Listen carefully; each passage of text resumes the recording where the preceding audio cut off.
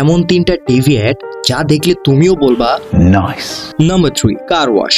এই অ্যাডটাতে একটা লোক ক্যামেরার দিকে হেঁটে হেঁটে আসে আর বসে পড়ে, কিন্তু যখনই ক্যামেরা ঘোরানো হয় তখন বোঝা যায় এটাতে একটা গাড়ির রিফ্লেকশন, যা কার ওয়াশিং সার্ভিসের জন্য একটা perfect ad.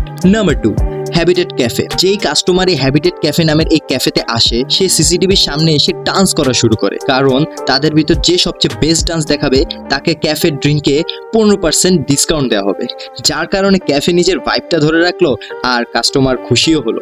Number 1, pizza QR code. Glide pizza নামের এই পিজা ব্র্যান্ডটা একটা লোককে কিউআর কোডের একটা কস্টিউম পরায়, বলে যে এটাকে স্ক্যান করবে তাকে ফ্রিতে পিজা দেওয়া হোক, কিন্তু পাজি লোকটা কাউকে স্ক্যান করতে দিচ্ছিল না, শুধু মানুষদের নিজের পিছে লাগায় রাখছিল।